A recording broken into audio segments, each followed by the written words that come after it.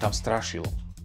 Fakt, že tam normálne tam strašilo. Lebo ako mne by sa niekedy páčilo mať tu na reality show, že ktorá v tej Amerike, v tej realitke a tak. No takto, ja ako som zažil týchto dvoch chalanov, keď som prišiel, tak ja vôbec nemám obavy, že aj na tých obhliadkach je podľa mňa sranda. Už si niekedy kvôli dieťaťu volal veterinárovi, že dobrý deň, prosím vás, že prepáčte, ja sa chcem spýtať, že viete, stala sa taká, že moja dcéra zjedla 4 bobky, že či je to v pohode. A veterinár mi hovorí, no to je skôr otázka na vás, pán Tabaček. To je ten, čo bral odo mňa občiansky? Áno, to je on, presne to je on. Je mi úplne jedno ako, ty len máš doručiť srandu k tomu divákovi a tomu je jedno, ako sa to stalo. Mali sme maximálne tuším 4. 4 alebo 5. Alebo 5 vlak bol najviac. Čo platí u stand-up komikov, že sa fakt tvrdo dávame dole. Že niekto povie nejaký názor a už prídu 4 smeče, že to čo si povedal, hej, alebo niečo. Tak si predstav, že v akej som musel byť panike, keď som zlatý klinec použil v 2. minúte.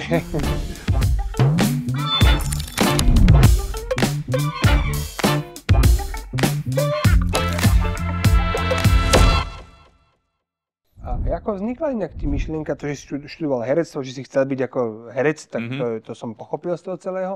Ale jak vzniklo to, že ja budem komik, nebudem divadelný herec alebo filmový štandardný, ale chcem byť komik a chcem proste šponovať ľuďom kútiky.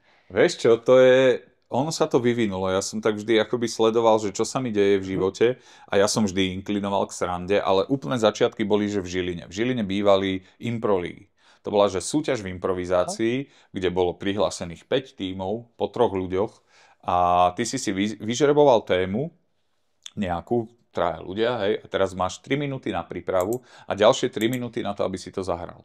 A je tam porota, ktorá ti dáva body a postupuje sa a niekto to vyhrá. Čiže to sme nejaký čas robili a to ma veľmi bavilo. K tomu som mal strašne blízko. Čiže toto bola moja cesta k humoru, plus samozrejme všetko, čo máš doma, všetci Lasicovia, Satinskí a Radošinci a neviem čo. Čiže to ťa ako sformuje. No a potom neskôr som si uvedomil, keď som už študoval to herectvo, že OK, že mám rád tú vážnu časť, kedy akože ideš bomby na javisku, ale že najradšej mám tie okamžité reakcie, lebo ty okamžite vieš, ako na tom si. Keď dáš for a zafunguje, tak to je počuť, hej. Keď dáš for a nezafunguje, tiež vieš, ak si dal slabo, hej. Čiže je to počuť. No, je to počuť. A ja som mal dlhé obdobie také, akože som bol presvedčený, že ja chcem byť herec. A potom som si tak postupne začal uvedomovať, že pozri sa, ale čo ty robíš, ty si v telke, si v komediálnom seriáli, si tuto v zábavných, no ty asi nie si až taký herec, ty si skôr komik. Alebo zabávač, hej, čo to slovo zabávač, kedysi som nenávidel. Až potom som pochopil, že presne to som. Takže sa to tak vyvinulo a vlastne naozaj najväčšia satisfakcia pre mňa je to, keď sa človek úprimne smeje na tom, čo som povedal, bez toho, aby som ho urazil. A keď náhodou niekedy ti vypadne, že to som prepískal, že ťa to napadne, až keď to odznie. No to ja mám, lebo ja mám ten syndrom predbiehajúcej sa papule. Hlava ešte nevie, huba už to hovorí. To nejak aj mne sa stáva. To sa deje. No a hej, to sa stane často. No, musíš byť dosť ducha prítomný na to, aby, keď už si povedal niečo nevhodné, aby si to vedel potom ešte uhrať. Hej. To znamená, že potom prídu nejaké, že OK, toto bolo cez, ale vy ma chápete. Čiže priznať to, netváriť sa, že to nepadlo. A ja mám vtedy najradšej úprimnosť. Čiže im poviem, že prepáčte, toto mala byť myšlienka a vidíte, bolo ju počuť. Vieš, takže otočí to nejak na srandu alebo čosi. Je to sranda. A kde bývate, keď cestuješ aj s tými silnými rečami alebo aj sám, že niekto rieši to tvoje bývanie, ten manažer alebo ten, kto si ťa objedná? Je to väčšinou tak, že napríklad keď idem že sám za seba, keď idem moderovať akciu alebo niečo, tak to rieši manažer. To znamená, ja neviem, vymyslím si, ja neviem, do Tatiera alebo niekam, tak v tom hoteli, kde moderujem, tak tam mám väčšinou izbu, aby teda to bolo, že skončím a môžem sa ísť vystrieť. Ono veľakrát to funguje ako šatňa, lebo ja neviem, ak je ten večer dlhší a mám tam 5 vstupov, tak kým nie som na javisku, tak sa idem vyvaliť alebo niečo. Čiže to sú hotely, hej. Čiže keď mne niekto povie, že poďme si, alebo s priateľkou, keď si povieme, že poďme si robiť pekný víkend, pôjdeme niekam do hotelu. Na wellness, no. Tak to úplne nie je. Radšej chalupa. Ježišmária, no, bez debaty. No a potom Keď sme so silnými rečami, tak to zase vlastne oni majú silnú produkciu, takže je to vždy buknuté dopredu a vlastne to vieme, máme rozpis, že ja neviem, vymyslím si, chodíme väčšinou na také, že dvojdňové zájazdy, keď sa ide, tak vymyslím si, ideme do Vranova nad Topľou a odtiaľ ideme Ružomberok alebo niečo. No tak vieme, kde tam spíme, oni už majú aj také akože podmienky, že predsa len už sme starší ľudia, čiže každý sme na izbe sám, už sa nedieje také, že nejaké párovanie alebo niečo a takisto hľadajú akože lepšie hotely. Každý má okno v izbe. Hej, napríklad, veľakrát máme okno ešte aj predtým, ak prídeme do izby. ale je to, že už sa snažia akože dodržiavať istý štandard, takže je to fajn. Ale stále nemáte hviezdne maniere, hej? Nie, no tak minule, keď som si vypýtal, že chcem fľašu Evianu, tak som dostal po zatýlku. Nie, to akože naozaj nemyslím si, že máme. Každý máme svoje nejaké rutiny a niečo, čo potrebujeme, ale to nie je také, že ak máš niečo, čo špeciálne potrebuješ, tak si to dones ty, vieš, si to zabezpeč, takže tak, no. Keďže sme teda aj realitný podcast, skús nám povedať, ja pevne verím a dúfam, že v tom si zažila nejakú časť humoru. Ten tvoj proces, že ak si teda vybral, už si nám povedal, našiel, stavy vedúci, nejaké tie zmeny a tak ďalej. Financovanie. A ten proces, že ako si ho dotiahol do konca. Až po nasťahovanie. No tak vlastne... Či si úver sám vybavoval, alebo z banky, či si dom našiel sám, alebo si využil služby realitnej kancelárie. No musím povedať, že vlastne dom som si našiel sám, pretože to bol tip od mojej známej a potom nejakom hľadaní, čo sme išli aj cez realitky, alebo realitku, myslím jednu, tak toto bol že priamy kontakt, kedy som hovoril s tým, ktorý to vlastne postavil, mal kúpený ten pozemok a tak ďalej. Takže druhýkrát lakol mi na realitku? Áno, a pozor, to nekončí, lebo takisto som ani nepoužil finančného poradcu pri hypotéke, lebo to je opäť jeden môj známy, Radka pozdravujem, ktorý je šéf pobočky jednej banky, takže on mi tam vybavil, no a to bolo zaujímavé, lebo máš 45 rokov, kámo, a chceš hypotéku, hej. Ja som bral nejakých, neviem presne, ale 270 000, alebo niečo také. No a teda, že dobre, chcem hypotéku, však jasné, sa mi darí, však to by nemal byť problém. No a v tom mám aj v stand-upe, čiže tento kúsok vám poviem, lebo ten sa reálne stal. Prišiel som tam, začal som to riešiť a oni, že áno, ale teda, že by bolo dobré, aby som mal, lebo ja som hovoril, že nechcem, aby to hrozilo, že keď ja nebudem schopný splácať, aby bolo niečo, čiže mám k tomu poistenie, ja neviem, platím 200 eur mesačne, nejakú životku alebo niečo. A to presne bolo o tom, že najskôr teda bolo, že pán Tabaček, ale že vy chcete hypotéku, ale ako by som vám to povedala? Vy už ste za Zenitom. Ste starí. Vy už ste starí. A riem, tak keď chceš vedieť, ako si na tom, chod sa do banky spýtať. Hej, no a teda dobre. A vtedy ja som použil jeden taký ako fórik, že ale tak hádam to nejak vybavíme. Že to by sme, neviem, či viete, ja robím v inkognite. My sa tam dožívame vysokého veku. No ale teda išlo skôr o to, že oni mi teda povedali, že jasné, že životku k tomu, aby keby som bol poistený proti tomu, že by som nebol schopný splácať. Ale to nebolo len tak, že podpíše, že máš životku. Musíš ísť na vyšetrenie. Na vyšetrenie, že sa dožiješ, hej. Ten doktor tam napíše, tento vyzerá, že to dá. Urobia ti STKčku proste. Tak, presne. No ale v rámci toho vyšetrenia som dostal také lajstro a začal som... Boli rukavice? Áno. No, som obiehal jednotlivé stanoviská a to bola petičná akcia za moje peniaze, hej, každý by to podpísal. A teraz ale na konci som si nevšimol tú urológiu. A tam bolo, že teda treba tam ísť, tak som si sadol na tú striedačku. A už teda som bol na rade, vošiel som dnu a tam za tým stolom sedela fakt... No ona by hypotéku nedostala, hej, taká pani staršia. Skúsená. Hej, skúsená. Už mala ma dávno vysplácané. No, tá už mala svoje určite, celá budova. A teraz, že no čo vám treba? A tak som skúsil, že iba podpis, hej, že podpis. No to vás musím vyšetriť. A sa tak do mňa pozrela a vraj, ale ja vás poznám. Sa poteší, že na urológii ťa spoznala podľa tváre. Si mal dole gate, či nie? Ja ešte nie, práve. Takže vyšetrenie, hej, tak už vieš, no. chápeš, čo príde, vyšetrenie prostaty a tieto veci, skrátka zrazu zacítiš vietor tam, kde nefúka. Áno. Hej, tak dole Doteraz gate si myslel, že to je jednosmerka. Nie. No presne, ty vole. Držíš sa toho stola a čakáš, že spoza chrbta príde zlo a teraz len počuješ, že môžeš už si dávať tie rukavičky, ešte tak pre seba, dáme vazelinku. No a vtedy naozaj, však to máme v stand-upe, že vtedy sa za mnou ozvala najdivnejšia veta, ako som kedy v živote počul, lebo zaznelo, že pán Tabaček, že ste to vy, môžete sa nasunúť. A ty zrazu rozmýšľaš, v ktorom vesmíre je toto výhoda. Hej? A rozmýšľaš, že jak to myslíš, že ona tam bude stáť a ty budeš cúvať a ona bude hovoriť zima, teplo. Doľava, doprava. Cúvace senzory zapať, hej. No ale aj tak končím stand-up, dostal som hypotéku, takže trafil som, nie, ja som sa ani nepohol. Do čierneho, áno. No. Tak pripínák imaginárny, no. Hej, Jesus. No ale teda, dostal som hypotéku. Gratulujeme teda. Ďakujem pekne. Ťažká cesta k hypotéke, naozaj. Bolo to, hej, vydreté.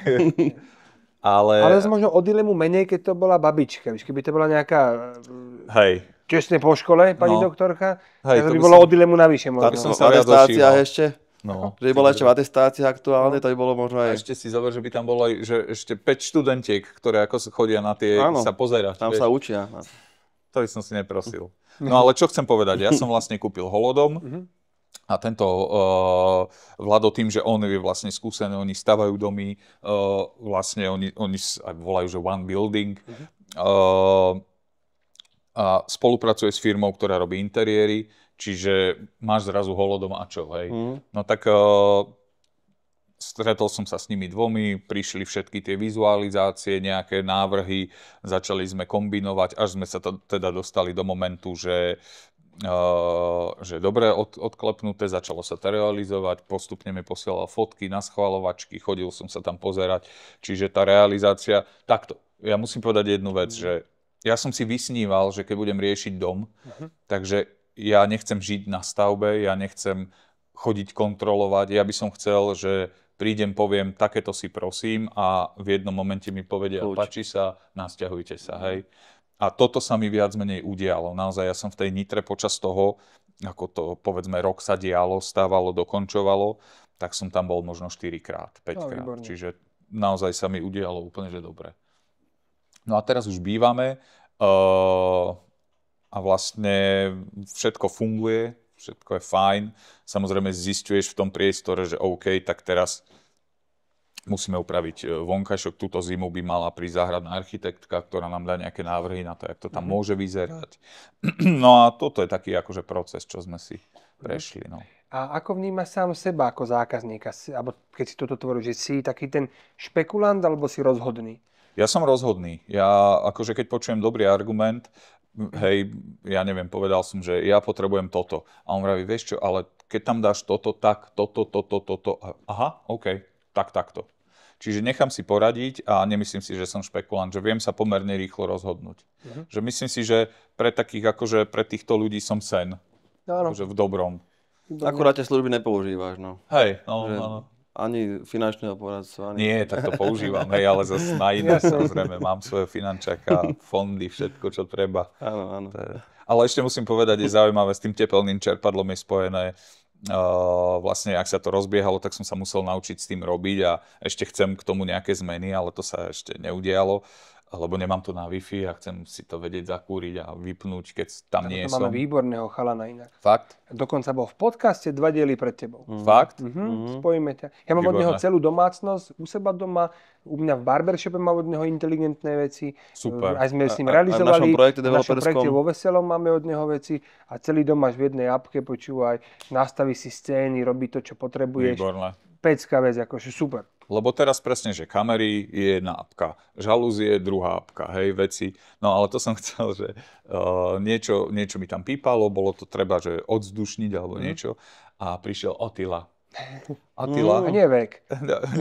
Nie vek, ale výborný, fantastický chalan, fakt. Attila Akože Hun. vyzná sa, ale bol dobrý v tom, že ja mu volám, že ahoj Attila, lebo už sme spolu komunikovali, že si tykáme. A vrajím, že máme problém, nekúri to, hej, vyhadzuje to túto chybu. On vraví, presne to, že nehovorí úplne dobre po slovensky, tak prvé, čo mi povedal naozaj pro zákaznícku vetu, no jasne, ja chápem, to treba vyriešiť čo najneskôr. Vieš? OK, chápem, že si myslel najskôr. Takže úplne super. No. Inak, ale toto si asi zapamätám. To sa im dám použiť. To treba vyriešiť čo najneskôr. A ešte niečo dal, ale to už si nepamätám. A taký ako fajn chlapík, no. Takže sa nám tam podarilo vlastne potom som zmobilizoval svojho kamaráta, čo sme zo Žiliny, akože najlepší kamoši.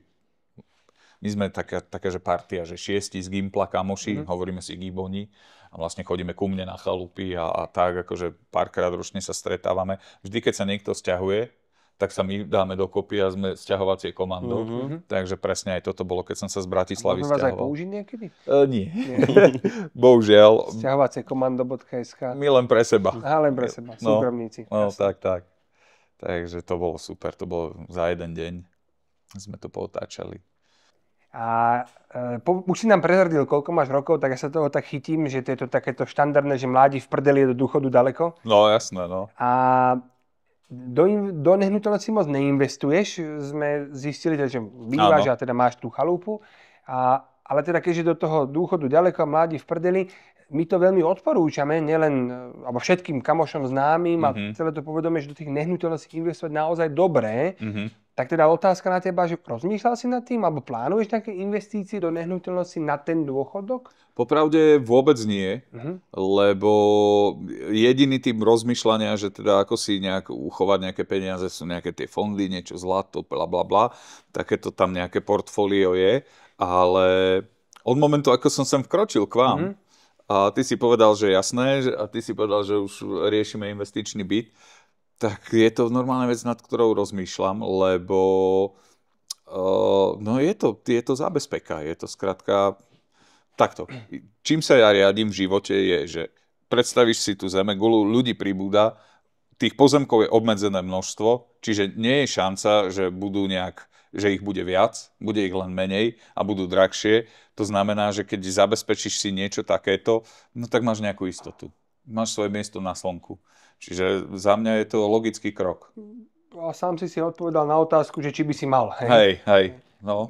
Určite áno. A dobre je, že to diversifikuješ aj iné portfólio, ale že to není úplne na túto tému dnes, ale oproti iným portfóliám je tu naozaj široká rada výhod, ktorá s nehnuteľnosťami je spojená. Samozrejme určite aj nevýhod oproti nejakým iným, ale my teda aj osobne, aj s klientami roky investujeme a výsledky máme výborné. Takže ak sa budete niekedy chcieť prísť poradiť pracovne, veľmi radi s tebou dáme kávu. Poviem ti to takto, nie že budem chcieť, chcem, pretože aj s priateľkou máme akoby víziu toho, že by bolo dobré, aby vznikol nejaká nehnuteľnosť niekde pri mori, aby bolo niečo, čo je asi aj investičné, ale teda aj aby sme si to ešte mohli užiť. A možno, že nie priamo na Slovensku. Radva, že možno, že kde by to malo byť? Chceme niečo, čo doletíme, určite Dubaj. Určite nie. Takto, pre nás je reálne niečo, čo vieme doletieť do 2 hodín. Aby to bolo obslúžiteľné v rámci mesiaca, že tam vieš vybehnúť. Otázka aj čím, vieš. To je pravda. OK. Dobre, chlapi, vy sa vyznáte a presne ako si sa bavil, alebo si sa ma pýtal, že či som ja sa viem rýchlo rozhodnúť a keď dostanem dobré argumenty, tak ja im som schopný podľahnúť. Takže... Dobre, určite. Vymyslíme. Navrhujem otvoriť doma túto debatu. Dobre. A zamyslieť sa. Radi ti veľmi radi dáme a ponúk je naozaj dneska je výborná doba na nákup teraz. Aj keď niektorí si myslia, že nie, lebo drahé úvery a podobne. Práve naopak, teraz je výborná doba na nákup nehnuteľností. Prepáčte, ja sa len spýtam, lebo mám takých pár ľudí, čo sa takto akože hýbu a oni hovoria, že teraz je to také, čo sa tých hypoték týka, že je to také zdravé prostredie. Hej, že toto je taký rozumný úrok, ktorý je momentálne. To, čo bolo predtým, bolo neudržateľné. Áno, to veľmi deformovalo v minulosti trh. Keď je niečo veľmi dostupné, tak to všetci chcú, všetci si to môžu dovoliť. Plus niekedy boli v minulosti, že 100% hypotéky, čo dneska je absolútny sen, to už dneska ani neexistuje, maximálne to je 90%. Čiže v tom čase strašne veľa ľudí malo dopyt, mohlo si to dovoliť a ceny išli extrémne aj umelo hore. Jasné. A to nás dobehlo v minulom roku. Bavilo nás to? Áno, to je pravda. Chápem. Muselo to byť jízda. Áno, bola to jízda. Bolo úspešné predavačky. Bola to sezóna. Hej, chápem. Ale dneska to už tak není. A áno, ako A to môj slovo názor, zdravé za mňa je správne. Za mňa, že trošičku nižšie, keby to bolo. To je 3%. Niekde okolo 3,5. OK. To je za mňa taký... Ale to je názor, vieš. Dneska potrebuješ štatistiky, odborníkov, ekonómov, analytikov, neviem koho. Každý má trošku iný ten názor. A môj názor je okolo tých 3,5 je také zdravé dlhodobé. A tuším niečo podobné aj Katka Fraňová vravela. To je naša hypošpecialistka, ktorá tiež bola v podcaste pred nejakým Hypo, ona sa koňom venuje? Áno, to je ona. robí terapie s koňmi. Dobre. Hypochondrii sa venuje. OK. Popri tom vybaví úver. Hej. No, výborné. Dobre, toto jej musím Katka, povedať. prepáč. Toto jej musím povedať.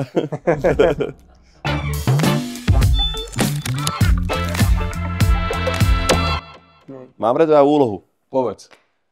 Si kreatívny, vieš to robiť v krátkom čase. Ja by som chcel počuť názov realitnej kancelárie z tvojej mysle. Názov, ale aj slogan. Taký Alebo claim. OK, slogan pre nás možno, fajn. Počkaj, claim pre vás. No, dobre. Claim pre vás. Dobre. Musíte mi povedať, ale že či to má byť, že fakt, že biznisový, alebo to má byť vtipné. Dajme 2. Dobre, OK. Nebudú groš, vieš. Tak, počkaj, vy máte čo? Budujte na pevných základoch, to nie je zlé.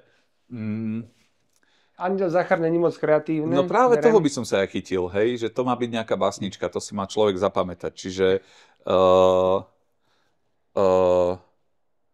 keď nechceš bývať ako Tatar, pomôže ti Andiel Zachar.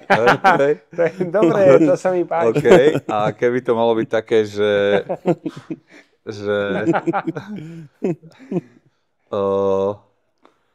no a potom ešte potom by ste mohli mať dobre, že to by bolo, že Andiel Zachar pomáhať a chrániť. Nie, to je blbosť, to už je v minúte. Ja som videl na nejakom aute nedávno. Kto má tento? A pravo ťa domov, či nie? To nie, nebral.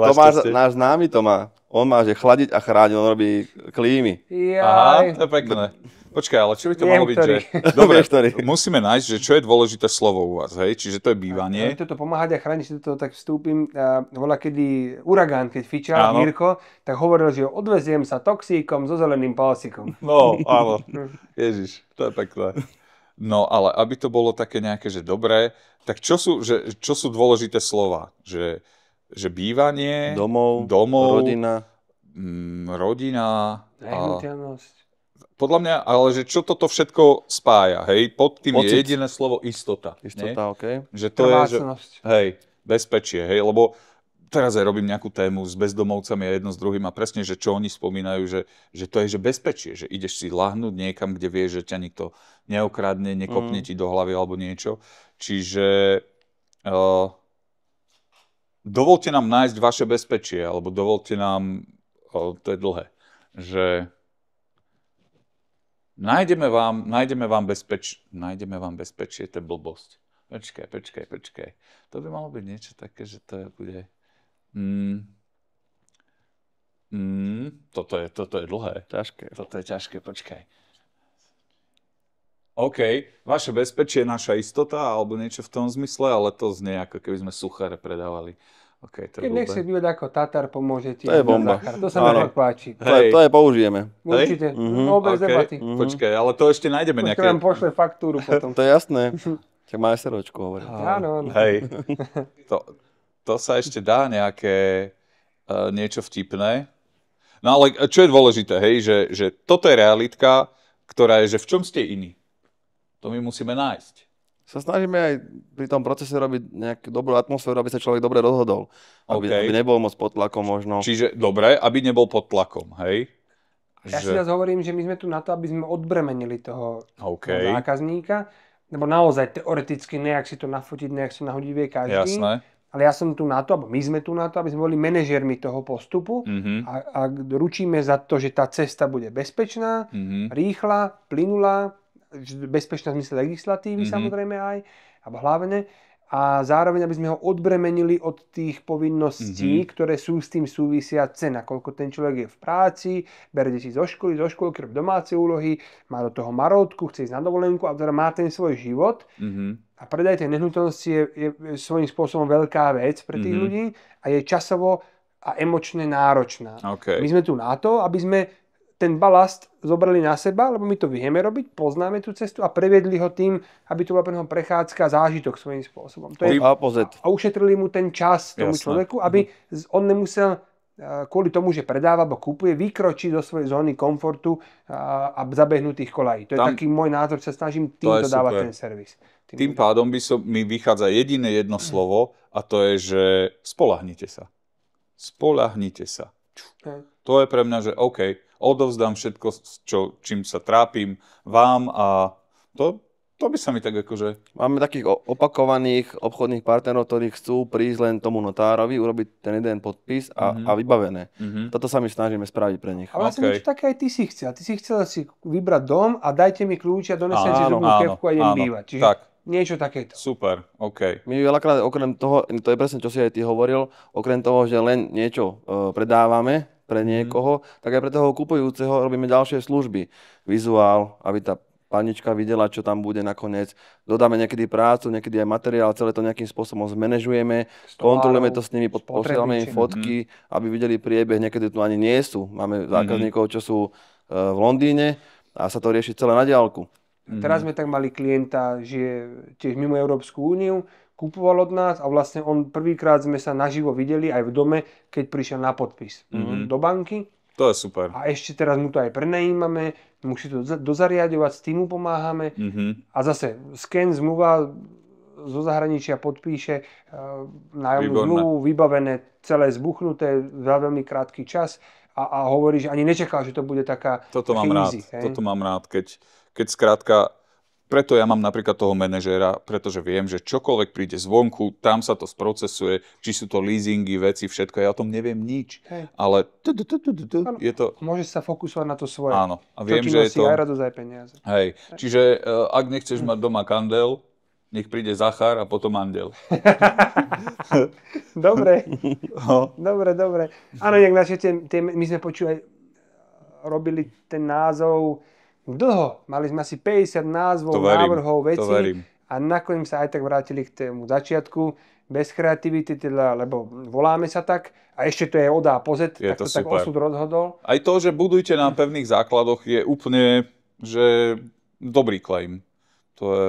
A minule, tam čo vidíš na dverách, doplnili sme, že vykročte s nami za svojimi snami. To je... Tak som to tam takto len tak dopísal, aby sme nezabudli. Tento týždeň vzniklo, keď sme jednu prezentáciu pre klienta chystali. Mali sme kreatívnu chvíľku. Dobre. Sme to tam dopísali. Funguje to. Nie, akože mňa ste spracovali len tým, ako o tom rozprávate a že aký ste proklientský, podľa mňa. A toto je to, čo človek hľadá. A v momente, ako... Lebo všetko... Pozri sa, my žijeme v online svete a všetci si vedia vyklikať všelijaké recenzie, ale aj tak najlepšia reklama je tá, čo sa podáva ústne. To znamená, keď mi kamarát povie, že chod sem, lebo tam som dobre zažil, tak to urobíš. A toto ma sem doviedlo, lebo som tu cez kamoša u vás. Čiže toto sú presne tie väzby, ktoré sú dôležité akoby v mojom svete. Áno.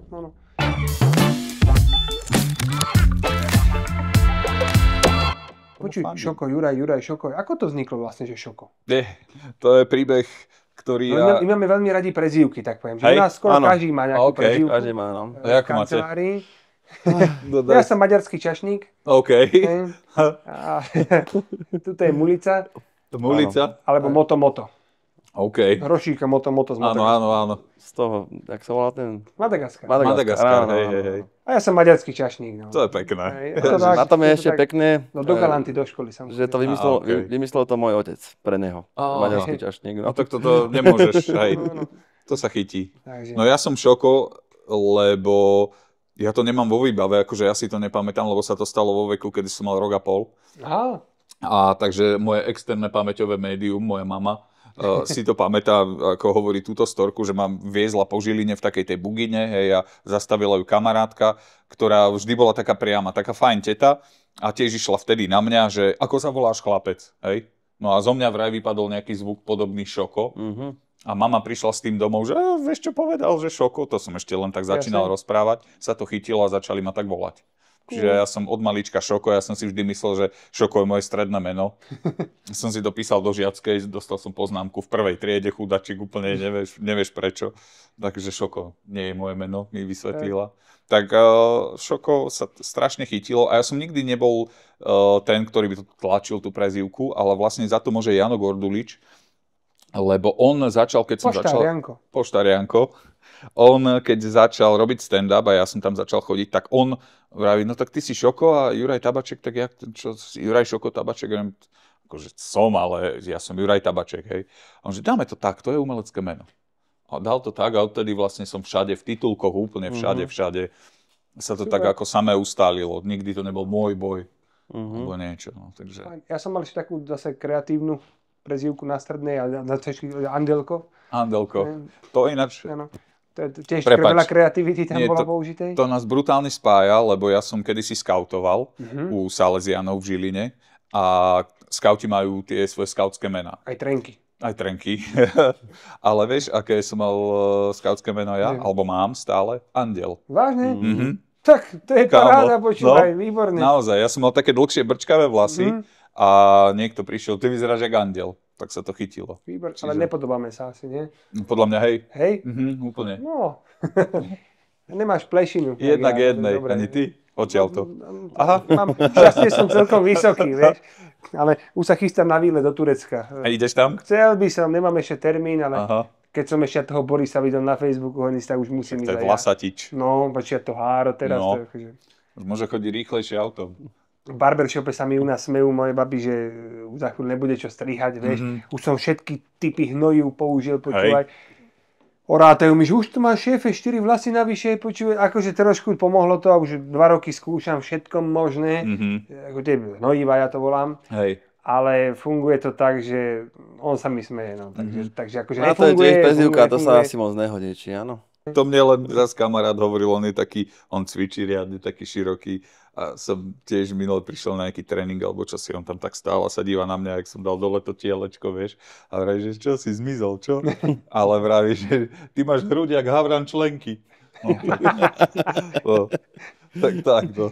Ja mám jedného takého kamoša, s ktorým vlastne som v druhej firme, v tej cestovnej agentúre a on má s jeho tatkom, že brutálne hlášky na takéto veci, že aj máš hlavu jak kýbel na užovky. Jasné. Alebo jak pátrací balón a podobne, že toto sa studnica, nekonečná studnica. Ježiš, toto milujem tieto hlášky, že čo sa tu krčíš jak igelit pri ohni, hej. Skačeš jak srnec do pletiva. Áno. No, to sú, hej.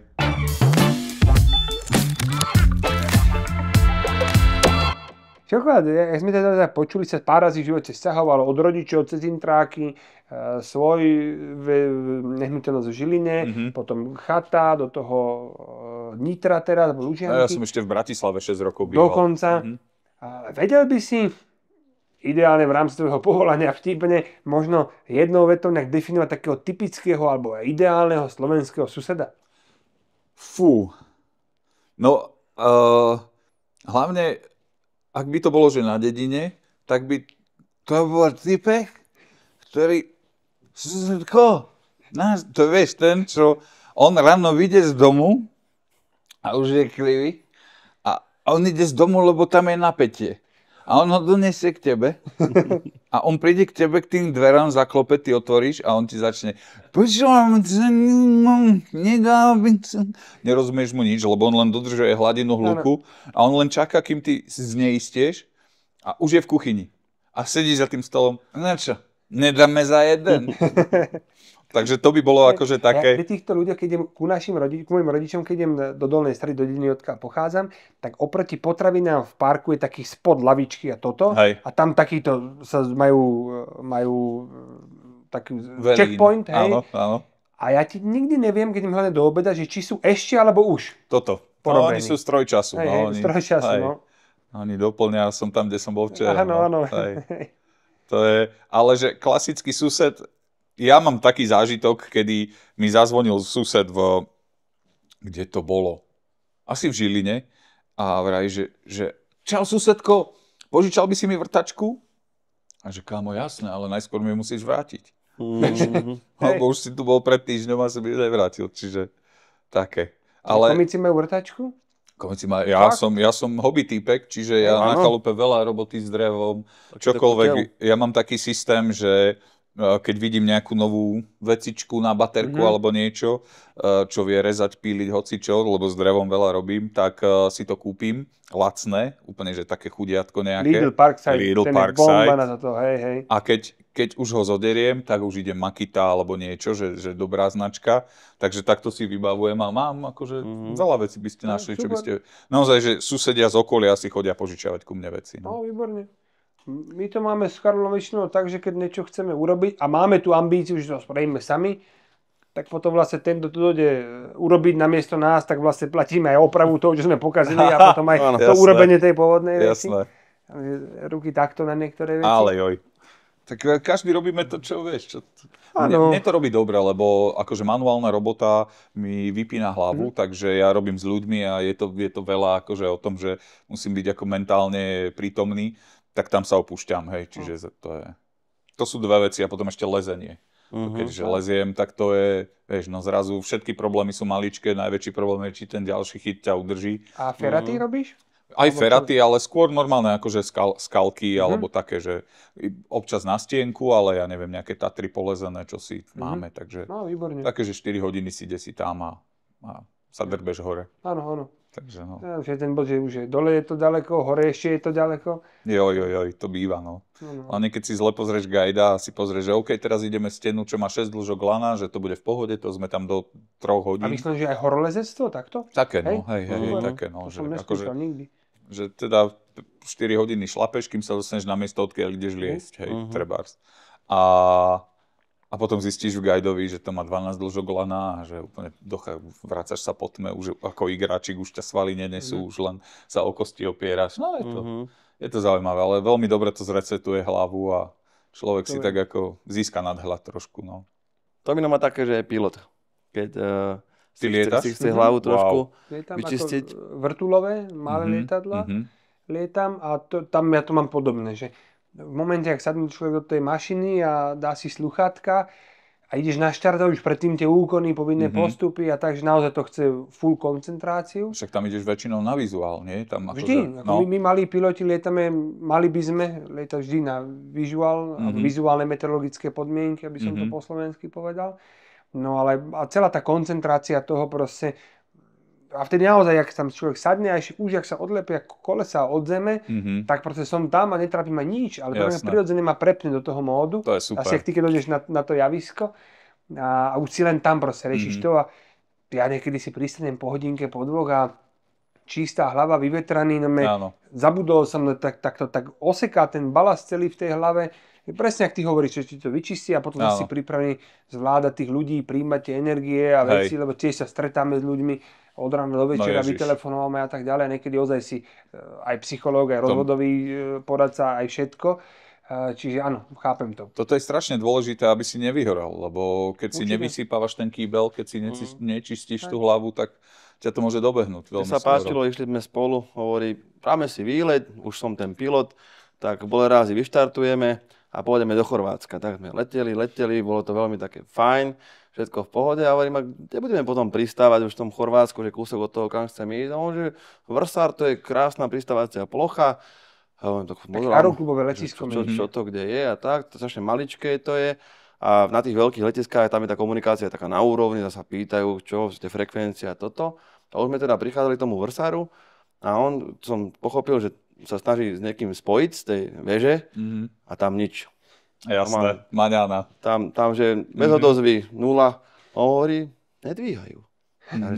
Čo budeme teraz robiť? Tak sa preladil na tie okolité, čo sú okolo nás, nejaké iné lietadlá. A mne hovorí, pozerajú von oknom, že či nejde voľa do okolo, aby sme mohli pristať. A hovorí, to si robíš srandu, ne? Že musíš vidieť, či voľa nepristáva. A že ako, kedy si akože predstavuješ, že my pristaneme. No ja tam zavolám, či pristáva niekto, ty pozeráš, či niekto pristáva. A keď niekto nebude, tak ideme do toho. Wow. On to normálne, takto sa tá lieta tak trošku podvihne. Ten moment mám inak už odstupom časom aj ja rád a my normálne pristali. No a potom, keď sme to odparkovali... Zaviazali sme toto a zrazu sa vytockal z tej klubovne Šanko miestný, alebo nejaký Darko. Dragan vyliezol. Alebo Dragan vyriezol. Šéfe, teda aj otvorené, mohli sme, nemohli. Ale, kumaška, poď na Karlovačku. Tamto hrávač, poď na Karlovačku. Ty vole. Vy ste nedvíhali vysielačku, ne? Poď na Karlovačku, nerieš. Už si tu, je dobre. Ty vole. Ne, tých zážitkov zo pár je z toho lietania, ale to je také, čo mňa tak dobíja. Jedna z tých vecí, no. Super. No treba mať akože psychohygienu. Rád lietaš? Vieš čo, áno. Myslím si, že hej. Zoberiem niekedy. V Nitre máme aeroklubové letisko, nemusím nikam ďaleko chodiť. Super. Tam ťa naložíme, povozíme sa, kam budeš chcieť a potom budeme naspäť. No idem do toho. Víkendovku si môžeme dať kľudne. Cez víkend nejaký na hodinku, na 2, na 3. Dohodnuté. Zvyknem takto do Prievidze chodiť, napríklad v Prievidze jeden z najkrajších aeroklubov v republike. Tam pristaneš a jak si u nás zaparkoval, tak zaparkuješ s letadlom pred reštikou. Wow. 10 krokov, dáš si obed, kávičku, volačo. Paráda. Bojnický zámok sa zakrúži s ľuďmi a kúpele a výhľadkové, že čo viem čo a dávaj potom naspäť. Výborné. Yes, tak to si objednávam, ak je to možné. Tak sme dohodnutí. Super. Dobre, budeš mať odmenu za podcast. Ďakujem pekne, super. Dobre, veľmi rád, určite. Dobre. Ja som raz letel, točili sme s úsmevom po Slovensku a bol to taký, že večer sme mali náročný a oni nám nikdy nepovedali dopredu, čo ideme ďalšie a teraz, že Košické letisko, že ideme tam a sme zaparkovali a tam taký Suchoj zaparkovaný, vrtulák a majster sveta v akrobatickom lietaní nás išiel povoziť s čekým. No tak to boli, kámo, akože nevyplo ma, fakt som si predýchával, tlačil som, lebo bolo, ja neviem, a čo vysvetlil vám predtým? Áno, hej, bolo nejaké, on vravel, že 5G, lebo išiel do tvrdých vývrtiek, ale zažil som, že som mal do polovičky tmu, že mi vytlačilo úplne, že brutál. Takže no. To je taký môj letecký sen sa dostať k tej akrobácii, ale je to extrémne aj časovo, aj finančne náročné. No to verím. Čiže ešte zatiaľ na to nemám ani čas, ani prachy. Počúvaj, už len to, že si môžeš takto z vrchu pozrieť Slovensko, to musí byť akože... Škaredo poviem, ale to musí byť na posratie, fakt. Ono je to zároveň taký stroj času, jak s tou pálenkou na tých Kysuciach, hej. Zrazu proste do toho Chorvátska reálne ide, vieš tam odbehnúť na víkend, lebo proste to z Trnavy 2,5 hodiny, 2,5, 3, záleží kam ideš, jak fúka. Áno. Ale Benátky to isté, Benátka aeroklubové letisko, sme boli s kamošom, tiež asi 2,5 hoďky letu, pristaneš, 5-6 minút ideš pešo po zastávku toho vodného autobusu, a neviem, či to boli 3-4 zastávky a na San Marko piješ kávu. Wow. Akože pecka, toto je super. No. Ale potom nečakaj, že prídeme na nejakom business jete. Nie, preboha. Spomínali tú 120 MBčku, že si mal, tak niečo také, ale s krídlami. A ty máš hornoplošník alebo dolno? Vieš čo, my máme tak ako partia kúpené dolnoplošník, aj hornoplošník dvojmiestne. To je jeden dolnoplošník aktuálne mimo prevádzky, lebo jeden náš kamarát trochu štrajchol káble, 22 kV, prežil to, letadlo síce není na tom dobre, ale už je v servise, poíska veci, však klasika. Len v tom letectve to trvá dlho. Ale v aeroklube máme, čo si požičiavam, hornoplošník Cessnu, taká tá ikonická Cessna štvormiestna, Indiana Jones, tak také máme. Super. Tak na takom prídeme. Dobre, ježiš, to je paráda. Dobre, to sa teším. Dobre, dohoda.